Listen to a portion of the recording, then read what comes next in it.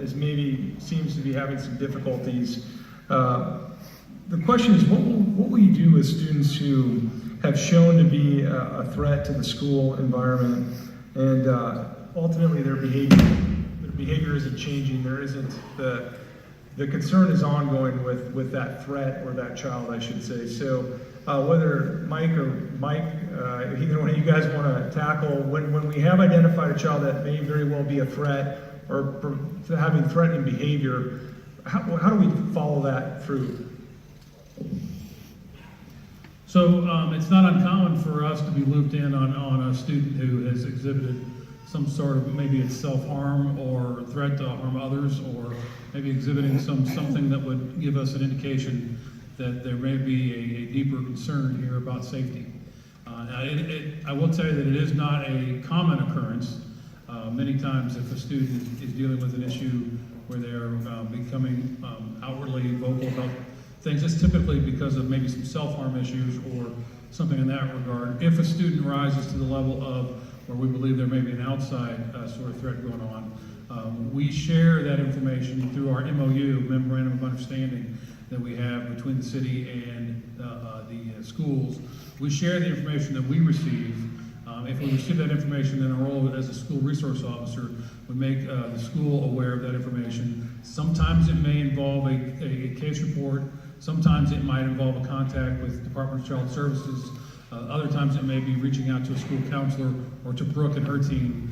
And then we begin the communication process where we identify this student and then begin to make sure that the services that we have in our community, and they're plentiful. It could be school counselors, youth assistance program, maybe professional counselors outside the school setting. Regardless, we will kind of turn that child over to the school to make sure that those services are provided. And then if another step beyond that is needed, it's not uncommon for us to take a student or a young person down to Community North for an emergency evaluation, which is something we do. And we may also even consult with parents in those situations where we allow the parents to take them in and sign them in on their own. But sometimes we have to take that on our own because we're not certain that will happen. So I'll let Dr. Beresford talk about the school pieces of the puzzle, but there are certainly a lot of steps that we take when we are made aware of kids that are displaying tendencies to be at risk. And from the school side, once law enforcement has done their threat assessment and done their business, a lot of times it comes to us. We have what I would describe as a continuum of service. So basically it's to work with the student and what they need. So if a student is displaying behaviors that are just not safe to be in a classroom, we'll move them to a more restrictive environment. And that continuum can be everything from getting some special attention at home, at school, or a mentor, or some kind of a support system in the school to help them along. And the other end of the continuum would be placement, in a special facility, and to work on pretty severe behaviors and that sort of thing. But we have layers and layers and layers. As you've heard tonight, there's layers and layers and layers of school safety. And there's some layers that we're not going to talk to you about tonight because those are very private, confidential, but they're out there. But in working with kids, it really is an individual piece, one kid at a time situation. And we're going to work with the kid to turn that behavior and turn that trajectory of that kid with all the resources that we have, whether that's anything from counseling to even a residential setting if that has to happen. So Dr. Beresford, pretty big continuum. Real quick question to follow up on that. How often are we conducting active shooter training with our kids?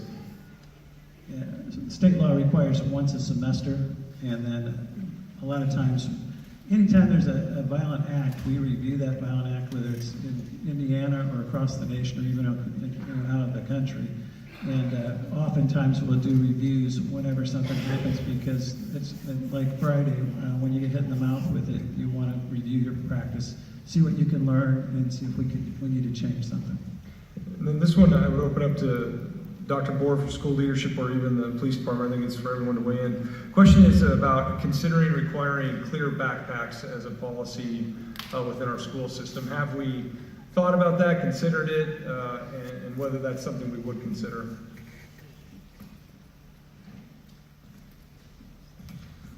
We certainly would consider that. We have not had serious policy discussion on that, but preparations for the entry of students into school would suggest that maybe we ought to be looking at that, and we are open to those considerations. To that same issue, there are several suggestions made by parents throughout the district that are practical questions. And one of the questions that came up would be, would we consider convening a group of parents to be a part of a bigger picture? But this would be like a parent advisory group dedicated only to school safety. And the answer to that is absolutely yes. We would appreciate a committee dedicated to that. I meet regularly with a group of parents who represent the PTOs, but our agenda is much broader than just school safety. We would welcome parent participation on that, and from that council, we would probably find there would be more suggestions than the clear backpacks. Interestingly, we had a conversation with a student yesterday about the backpacks, and with technology eliminating some of the need for heavy packages of books and materials, there may come a time when there is no need for backpacks at all.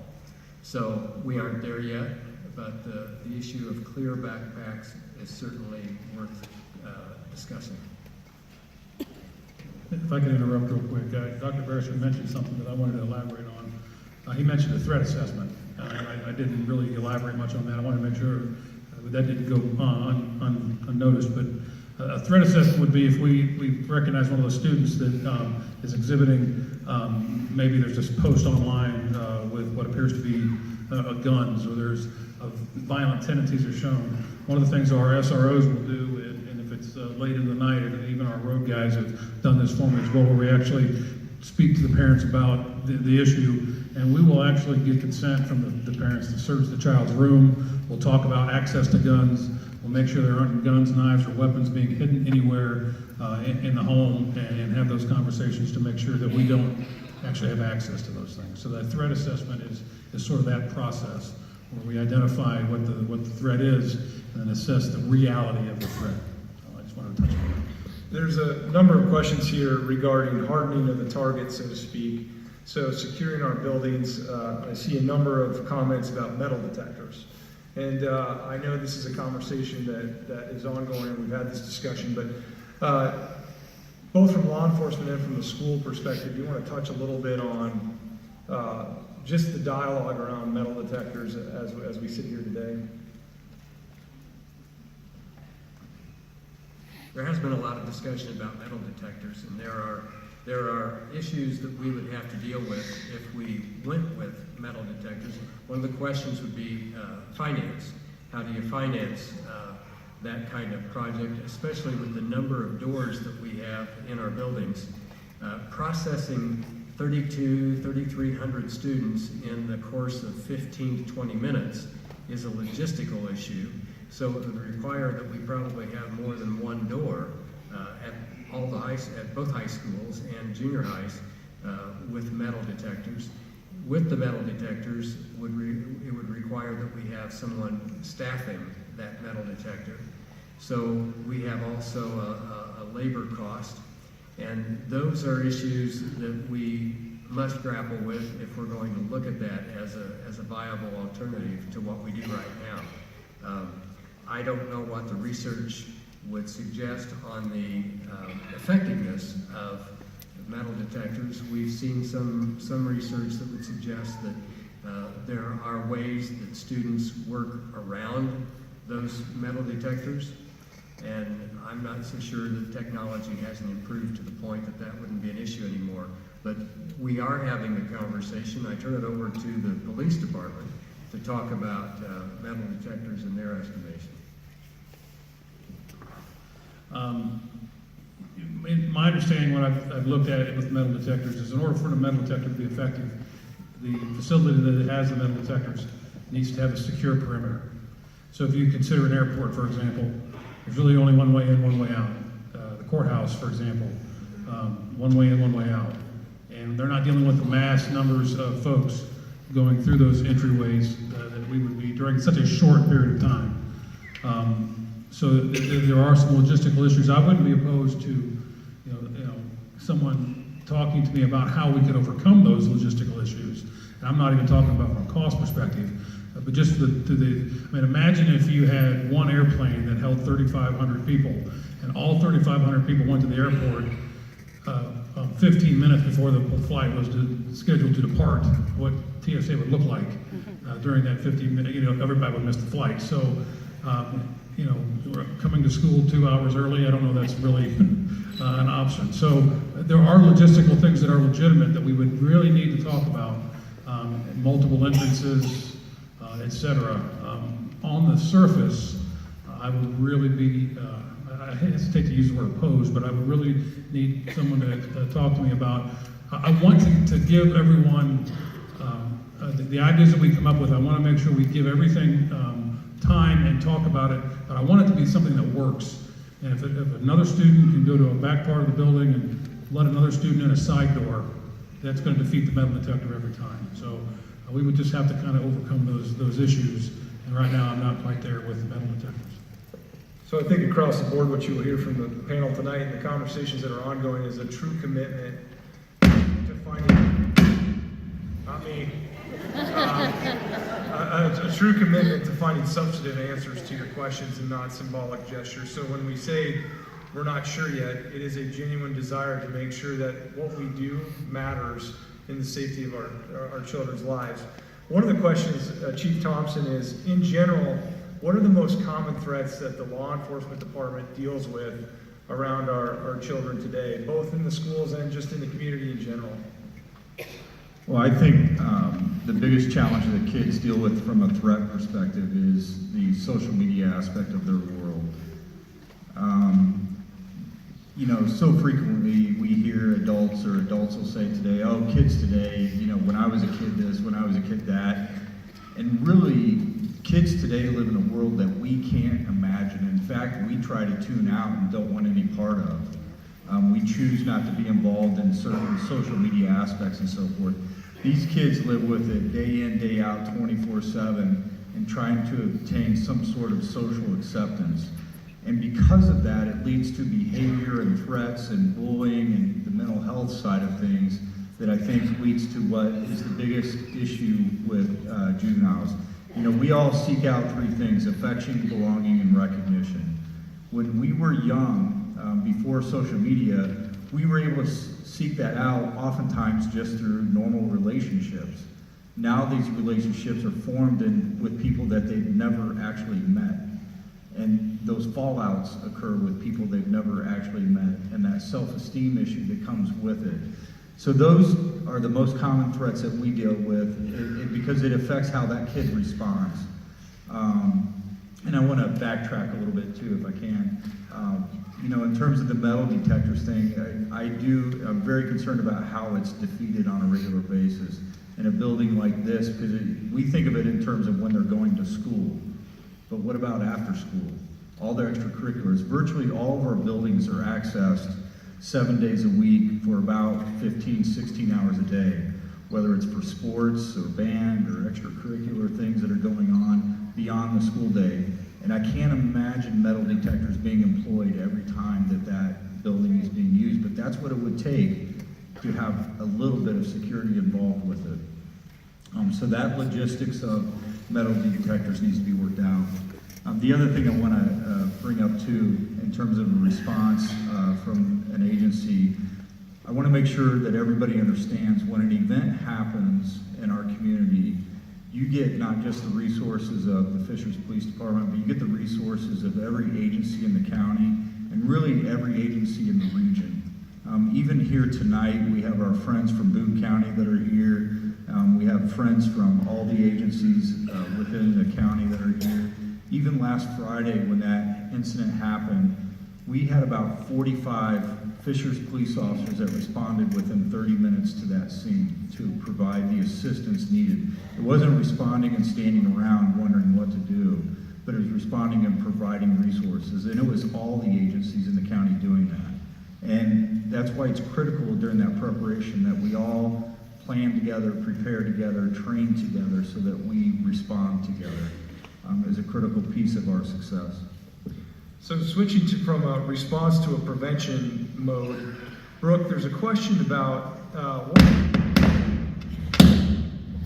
it's you guys. Brooke, what are we doing in terms of, there's a question about adding mental health professionals or counselors in our school system. Can you just touch on where we've been in the last few years and where we are today in terms of that? Sure. So in 2016, when I started in the district, we had a partnership with a community mental health center, and we had 2 mental health therapists in the district, and they were serving around 50 students. We started this past school year in August with 13 mental health therapists in the district, and we ended the school year and they're serving almost 600 students in the district. So we've expanded our mental health providers substantially in the last couple of years. Great. Mike Beresford, this is a question for you or Dr. Borf. When an event or something happens at a specific school, let's say it's Fisher Junior High, why is it that we only communicate directly to that school and not the other schools? That's the question from the individual.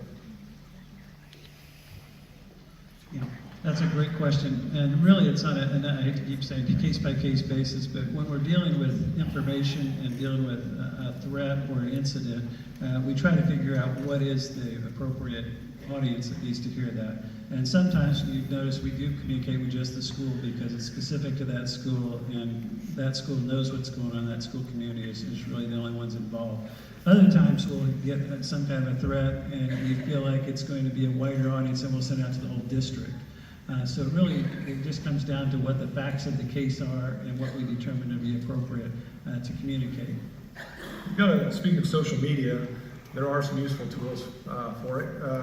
What about safety and security for portable classrooms?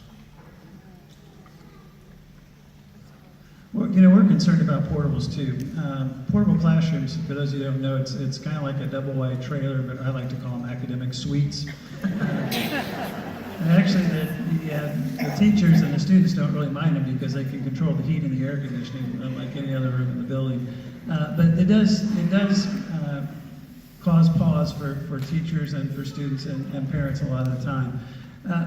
As Ryan kind of explained a little bit, and Mike, one of the key components to school safety is giving the classroom teacher and the students the complete responsibility and power to do what they need to do. And so, for instance, in an elementary setting, if there's portables in the back, I think every attack on an elementary school has come through the front door. And as soon as that alert goes out, actually a portable could be an advantage because you can get right out of the portable and run out to the neighborhoods and get far, far away. Before, years ago, we'd have the portables sitting out on the lawn, and we stopped that practice years ago and put fences around them to cause it to build a deterrent around that area, and then work with the interior doors. When we go through our systematic messaging where we tighten our security, on a daily basis, we have a perimeter secured with a single entrance into the building. You guys all know that. You deal with it every time you come to school. But then sometimes we'll go to a level where we'll just keep kids inside. That means there may be a threat outside in the community, but not at the school.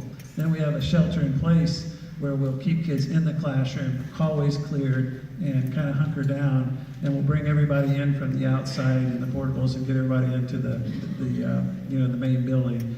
And then, of course, we have the lockdown, which is when there's an active shooter assailant in the building.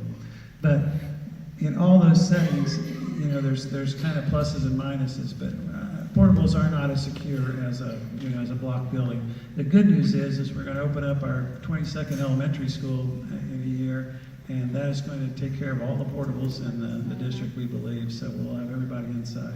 The next question, Dr. Borf, probably lead with you and then law enforcement chime in. What is your position on arming well-trained teachers if legislation permits?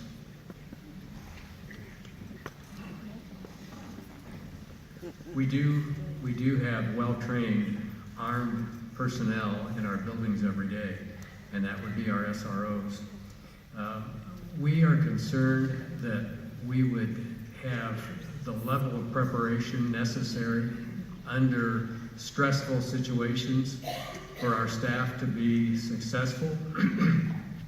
It's very difficult even for our armed professionals to provide that accuracy under stressful circumstances, but they're trained, and they are trained for many hours to do just that. We're very concerned that if we even have that opportunity, that we would find the staff properly equipped to do with skills to do that kind of, to carry out that kind of responsibility.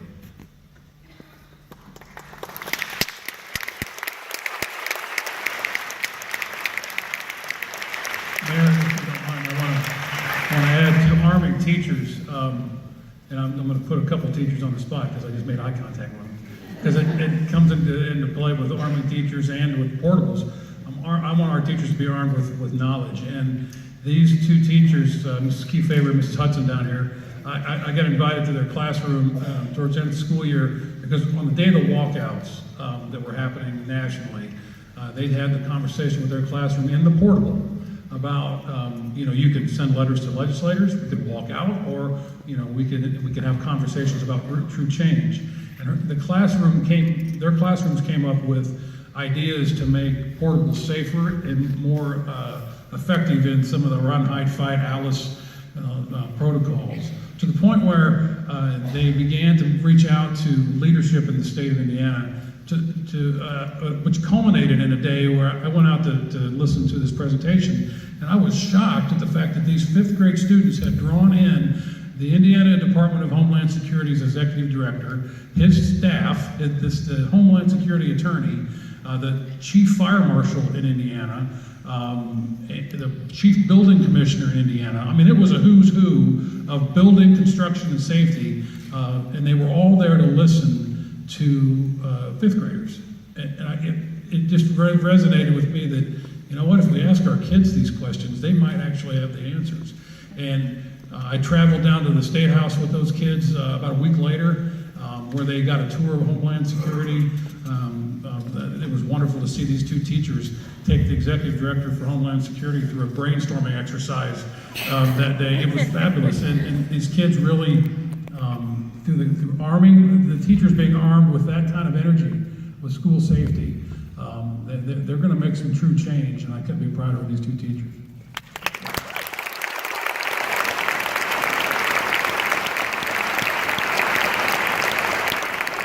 Chief Thompson, question in some regards to gun control.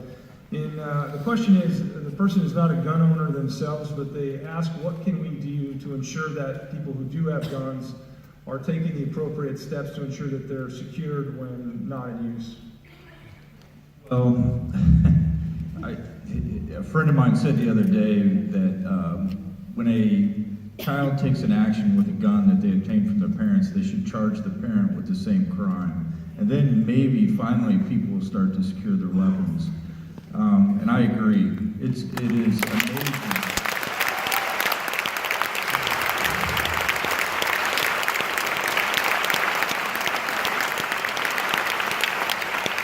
I can't tell you statistically, but I can tell you rhetorically, it is amazing to me the number of folks in our own community who keep guns in their cars, and their cars are unlocked, and the gun is unsecured in their vehicle, and we take stolen gun reports from people from their cars, and the common response is, well, this is Fisher's.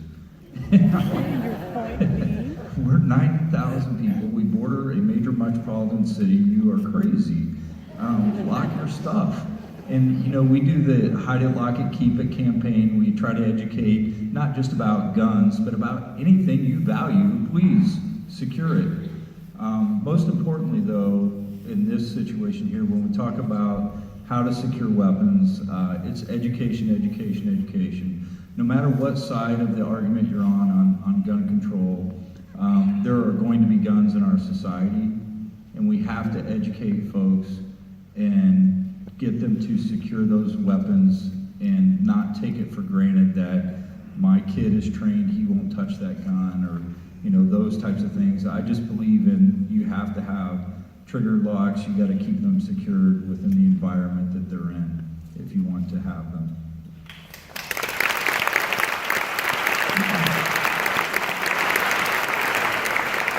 Dr. Borf, a question about finances. As we talk about some of these implementations do have financial ramifications. In terms of being aggressive about federal or state grants that may be available for our school system to apply to get some resources to be able to implement some of the things we talked about tonight, are there people assigned within the school system to be actively pursuing those grants? We do have a special projects coordinator who keeps her eyes open for grants that would secure dollars for security and safety. But I would also say that we have one of the finest chief financial officers in the state, and we have had many conversations with him about this subject. And I know that we have some members of our General Assembly out there, and I don't want to put any of them on the spot, but if the General Assembly is very serious about this conversation, I hope that they listen to people who are interested in a statewide referendum dedicated to school safety.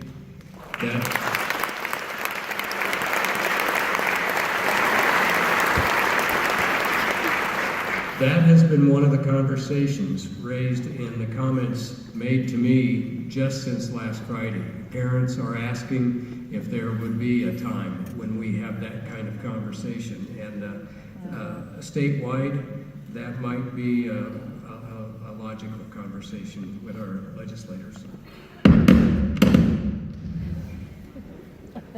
I could not agree more about Mike Reuter. I once saw him squeeze a quarter out of a nickel. So,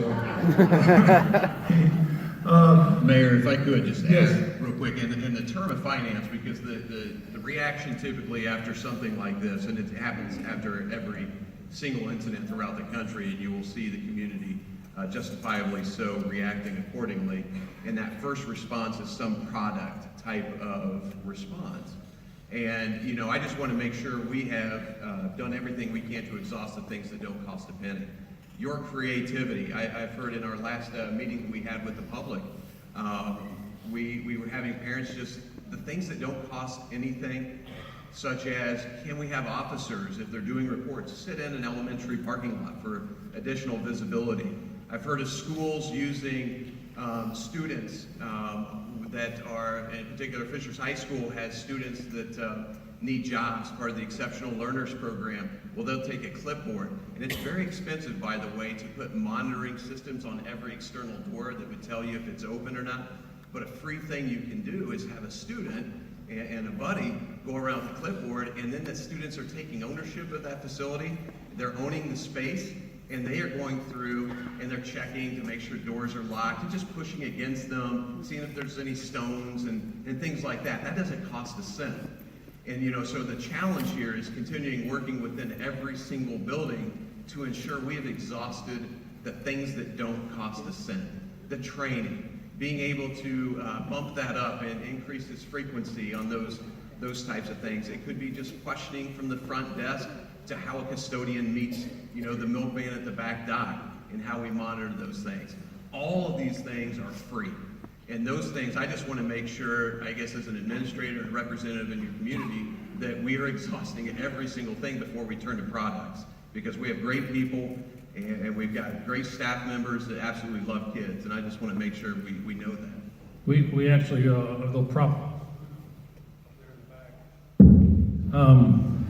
those students, he actually deputized them and gave them a little plastic badge to wear when they check the doors, and they come running back to him with a report after they found a door prop or something like that, and they really take their job seriously. It's pretty awesome. I just want to piggyback too off of the things that are free. Building the capacity to have profound relationships with students is also another area where we need to focus on as educational leaders, and being very intentional about reading the room and seeing the needs that exist within our educational environments. We may have students who have overt behaviors, however, there are many students who are under the radar, and we need to figure out ways to engage them, ways to find, ways to connect them into our learning environments. And that's powerful work, it's hard work. And I've met with quite a few student groups throughout the district, through our elementary sites, our intermediate, our high schools, working with student councils, with diversity clubs, and they'll be very transparent in telling you what inequities they're facing and have conversations about action plans or ways to have courageous conversations in their building to rectify what they're seeing in terms of their living experiences. And I met with a group the other day who had talked about what it meant to be popular and what it meant to be on the inskirts of things and what it meant to be on the outside of a group, and how they wanted to reframe what popularity meant within their building and take that as a charge for next year. So again, we can start these courageous conversations with our students so they can have a proactive way and voice to be a part of these conversations pertaining to school safety and identity safety, essentially. Erica, that's a great segue.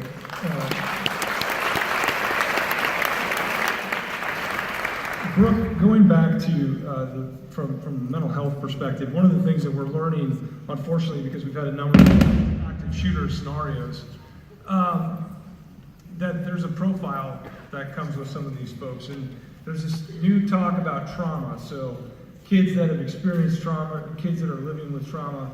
The question is, how does a parent identify a kid that might be suffering with some issues from trauma, and how do they approach a child that may not be their own regarding that issue?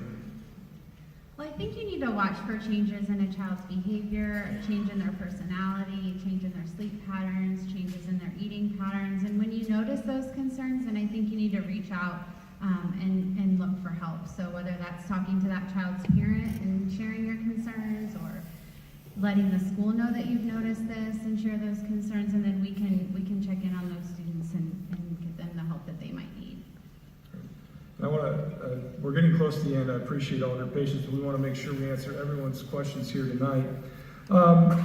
Elementary schools, we've talked a lot about high schools. We naturally kind of gravitate towards that because junior highs and high schools are where we're seeing some of these activities. But can anyone here jump in on talking about the security measures and protocols we put in place for elementary schools?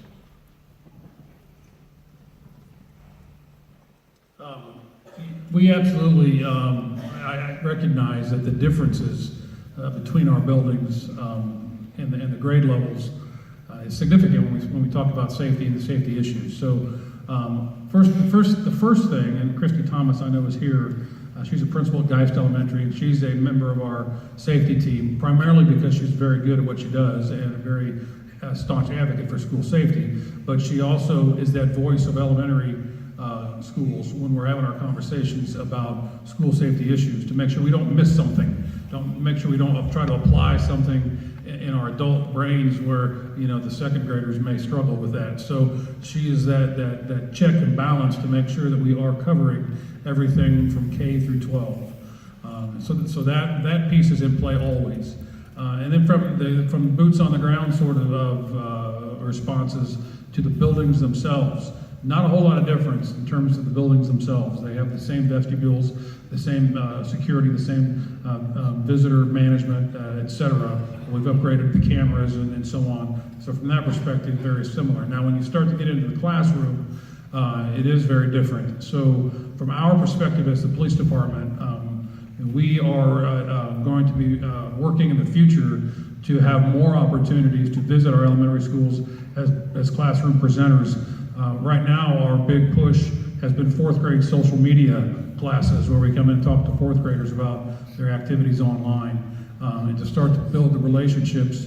I'm a big relationship person, and I think it's important that we start those relationships as young as possible. So from that perspective, we're trying to get into those buildings to have age-appropriate conversations about safety in every capacity, beginning at the elementary schools. And I'm hopeful in the not-too-distant future that we will roll out some things in younger grades. The Alice thing that we're starting to do is going to be every year. So that's going to hit kindergarten through fourth grade in our elementary buildings as well. So making sure the presence is there. The new thing we're going to roll out in the fall once we kind of get the school year under control, is our High Five Fridays, that we're going to have officers from all the divisions of the police department come in and just high five kids as they're getting off the bus to come in, to let them know that we got your back at school from the police department's perspective. So we try to get our arms around our elementary kiddos as best we can to make sure that those safety things they don't look and feel like safety to them. It's just, officer-friendly stuff, but it's always on our mind. I think one of the frustrations that I have dealt with over this past school year with some of our parents is that of the safety checks, the safety requirements for visitors who come in. They need to go through a background check before we allow them in to spend time with their grandchildren or their children. And it's very frustrating for those who don't pass the scrutiny that we have for our background checks, and there have been those. And I have dealt with some very angry people because they have a battery charge that comes through with their background checks, and it may have happened a couple years ago, or they may suggest it was a bogus accusation that actually came through in a plea bargain. That's immaterial to us. We do not want people who can't pass their background checks to be sitting in our cafeterias or in our offices with students. And when I take it back to with some of these people, I've asked, would you want someone with that same kind of background check sitting with your child in that same cafeteria? Sometimes it helps and sometimes it doesn't, but that is a frustration. As the tests become more effective, they become more rigorous and sometimes more frustrating to people who find themselves unable to pass those. But we are pretty resolute that it must be a clean check before we allow them in. So that's one of the issues. Dr. Harrisburg, go ahead. Yeah, after Sandy Hook, really school safety took a very sharp focus on elementary school because up until then we've not had a lot of direct attacks on an elementary environment. That's the time when we did get a bond go through and we changed our entryways and made what we call a secure vestibule. And the whole idea of that is to delay any kind of attack on an elementary school. We were aiming for about 4 to 8 minutes of delay to give our officers time to get there, and I think our response is probably going to be under 2 minutes. So that was a big piece of that. So that's why you go through those entryways and you have to wait and then be buzzed in. We changed our protocol some so that the people in the office can get a real good visual of who's standing in the doorway. Research showed that people who are going to do something bad have a mannerism, and that most people pick up on those mannerisms. So we got rid of the tiny little cameras that you put your thumb over and made a different kind of entryway. We put laminated glass around the inside of that so that if it was shot, it could not shatter and an entry couldn't be made very quickly. We did a lot of things like that. We're always in this balance because we don't want to scare children, but we want them to be prepared, we want them to be safe. And in the elementary world, we spend a lot of times just working on skills. Evacuating out of the building, quickly evacuating back into the building, we call that a reverse evacuation. Paying very close attention to what your teacher wants you to do. Just anything that you can think of about skill-wise, about running and yelling and running instead of a straight line running crooked, and anything like that where they learn skills, but are not necessarily understand why they're doing that. But the most important thing for elementary kids is to do what their teacher tells them, and whether that's run or hide or pile up stuff in front of the door. Those are things that we try to do developmentally because we don't want to scare our kids. We don't want our schools to be prisons, but we want them to be as safe as possible. I think to that point, as we segue into one of our final questions, Dr. Borf, Mike, leadership from the schools, as we know, we're moving and evolving our school system in terms of the buildings that are more of an open concept. As we talk about safety procedures in the case of an instance, one of the questions is, how are kids supposed to barricade if they're in an open classroom concept?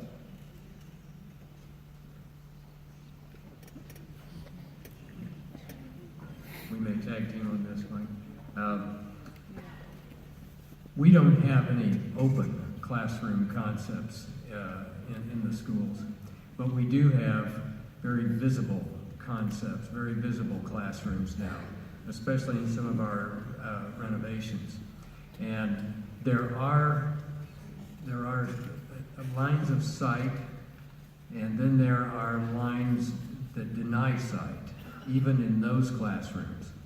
And so our teachers will be prepared to deal with that.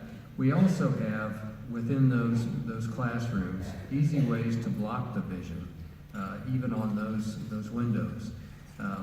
As Dr. Beresford mentioned a second ago, we have laminated glass also that is being installed in many of those classrooms. There are also, in those classrooms, areas that have been set aside for group meetings, small group meetings, into which you could find a place outside the line of vision from anyone who would be strolling by the halls. Mike, do you have any other ideas on that? Not really. I mean, there is a lot of glass in our CCAs, and that is a safety concern. We're always in also a balance between having a really cool educational environment, and then also, I mean, it'd be super safe to put block walls and close our people with what I call prison windows, but it's not a really inspiring environment. So it's always a balance between that. We're a little more comfortable with that at the high school level because high school kids are going to run and they can act very independently, and they're going to be in a different setting. At the elementary construction, we try to do more things with line of sight and having blinds and being able to have hard structures around the glass and the different structures that they can be more safe. All of our new elementary construction after Sandy Hook, they actually came out with architectural standards for school safety. And our architects that work on that, like our new elementary school, follow those standards in order to build as safe a school as possible. And I think sometimes the glass gets a bad rap a little bit because the glass that we're utilizing in these CCA rooms, for example, are going to be more of a ballistic protection than even drywall. And I think it does take away, sometimes the ability to hide. But I've gone into some of those classrooms and talked kids through it. Those CCAs are built in such a way that it's if you can imagine, if you're familiar with it, as a big open space, much like a cafeteria, a huge open space. The access points into the CCA can actually lock down. You can treat the entire wing of the building as one classroom, and so from there you can begin your plans to utilize the ALICE protocols if necessary. So I've gone through and talked to kids about this. If you want to Google or YouTube breaking laminated glass, you'll see how difficult it can be. So I hope tonight you see that we tried to approach this discussion in the fullest measure of humility and transparency about working towards a safer environment for our students, our children. I'd ask tonight, as we close out, and I'd like Dr. Borth to close out the meeting, but there is one last question, and I think it's an appropriate one. What is the one thing that parents can do to help make our children, our teachers, our school resource officers safer as they leave here tonight? What is the one takeaway that we all have our jobs to do, but they also do? So if each one of you could leave them with one thing that they can go out and do, and then we'll have Dr. Borth close us out, that would be wonderful. I just ask that you continue to be our teammate in this. And I think one parental suggestion I would be is trust your kids, but verify, have them earn that trust, find ways to get into that social media, give them reasons to trust you, check the rooms, check the cars that you entrust them to drive to school, all these kind of measures where it just reassures you as a parent that your student, your kid is doing the right thing. So trust but verify. And for me, it's relationships, relationships, relationships. Relationships with your kids, relationships with your kids' friends' parents, relationships with teachers, with the schools. I mean, if you think about it, there's 21,000 students in the school district, so in theory, we could have had 21,000 involved parents here tonight. This is a small sample of our school district. You folks are involved, but build relationships with those that aren't here tonight, and don't be dismissive of any concern that you have. If you have a concern, bring it to our attention. We always talk about mental health stigma, and I've been in this community since 1991, And I'm the proud imperfect father of 3 imperfect children, and I'm married to an imperfect mom and wife. And I think one stigma we have maybe in our community is that when we struggle as parents with our kids, we don't want to tell anybody because we don't want to reach out for help because we don't want people to think we're not a good parent. And we got to get over that. And we have to reach out to each other, and we have to work together for our kids. And in that way, we can really support one another and get our kids the help they need when they need it. So my one bit of advice is if you have a concern, let's talk about it.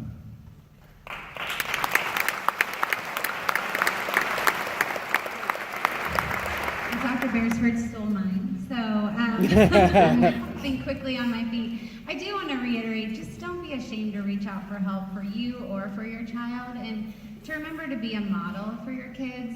As a parent, you're modeling how to deal with your emotions, how to get along with other people, how to resolve conflicts, and so I just want to remind you that to be a good model, and so if you're struggling to get that help.